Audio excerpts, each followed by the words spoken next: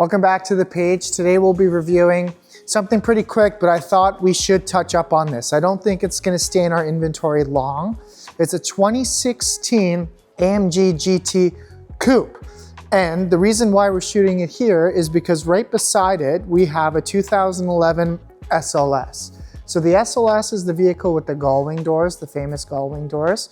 And then the AMG GTS is not gonna have the gull-wing doors, but it did replace the drivetrain and the model of the SLS, which is pretty cool. So these came out in 2014.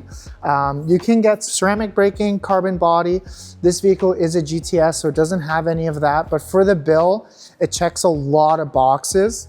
Solar beam, that's classic Mercedes. I think it's pretty cool. For me, I'm not a crazy yellow sports car guy, but I do understand why people love it. The long nose, again, traditionally, you'll see it on the SLS. I think it looks incredible. The vehicle is equipped with a 4.0 liter V8 twin turbo. So you'll have roughly over 500 horsepower in the car. And it is rear wheel drive. Exhaust in the back, dual exhausts, everything. Again, this is a legitimate AMG car. So it's still a hand-built engine, which AMG is huge on. The car will be more driver focused. It'll be a bit more track focused than the SLS because it's a lot smaller. It'll definitely feel like you're more involved with the car because it won't feel like this huge rocket ship you're driving. So I think they did a great job for this. And I think for a car that's sub 100,000, you're getting a lot of car. Like you're getting full AMG performance packages. You're getting 8-piston brake calipers. The driver feedback from this car behind the wheel, like it is an emotional experience. Especially if you're driving like the GTR, which is the full track version, but again, that's $200,000. And again, I said this is sub 100, but when you're driving this, I don't notice the huge difference between the jump to the R, which is huge because like we're talking about an over 100K difference in price. But again, let's open the door. Let's check out the interior.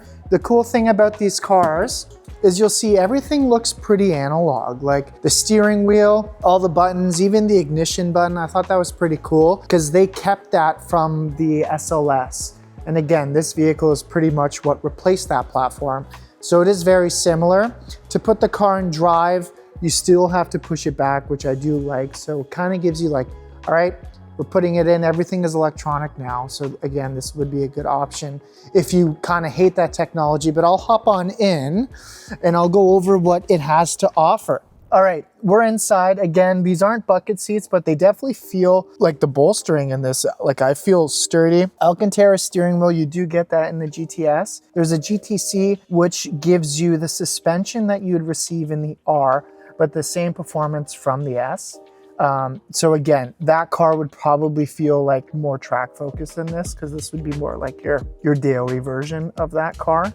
But again, Alcantara steering wheel, which is nice. But the one thing I'll note on Alcantara steering wheels is I love them when they're brand new. But again, this car it's 10 years old already. That's crazy, 2026. So the wheel is actually holding up very well. But you can tell with an Alcantara steering wheel that it's been worn 100%. So if I'm ever buying a car with an Alcantara steering wheel, I'd either get a leather wrapped or I just buy a new wheel, but this one's actually in very good shape for what it is. And then I touched up on this earlier, but this ignition button is pretty cool because you don't really see that in a lot of cars these days. So foot on the brake, you just push the button, it fires it up. Car sounds great. This vehicle is equipped with the sport exhaust system, so you do have the valve button here, open and close. My least favorite option in all cars, and I don't understand why it's in it, but that's your auto stop and start. Again, that's something you'll have to turn off. Every time you get in the car, you just push and hold this, and you'll see a little red light come up. This is gonna be it's like, I always call it passive, but that's a Porsche thing. But this is your active stability suspension control. So you can choose your dampers, how soft or how stiff you want the car. You do actually notice the difference a lot in this car, I would say.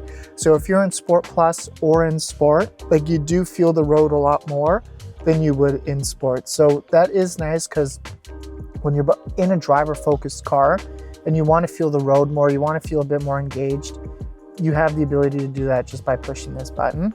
Climate control is up here, pretty straightforward stuff. And then you'll have your 2 cup holders, which is nice.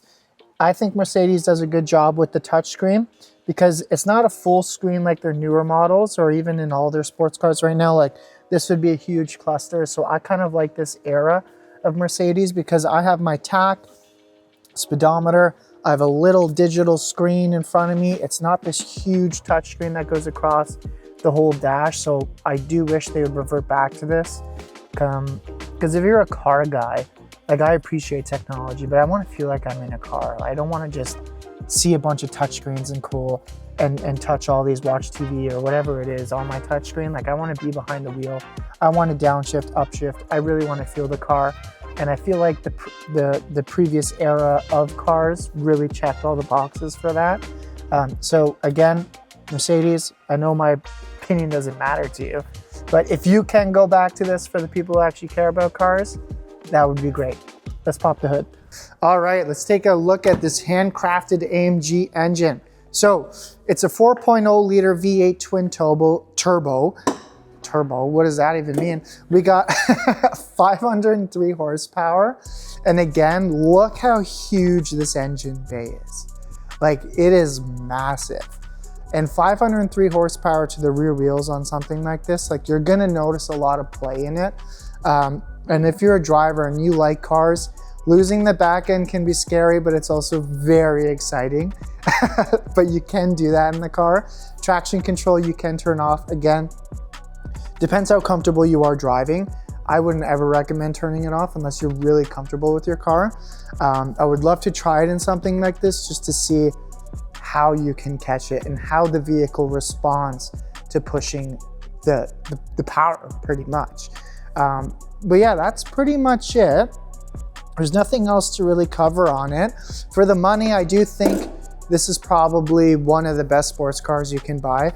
Something like this probably retails for $79,000. And if you look at it, what it costs brand new, like in today, so like if you were to buy an AMG GT 63 or something like that, you would be spending probably close to $300,000. So again, you're under $100,000. It fits the bill. If you're looking for something that's analog, something that's fun to drive, something responsive, but also looks expensive, because this car looks very expensive, this is probably the car for you. Thanks for watching. I'm Jonathan, and we'll be in touch.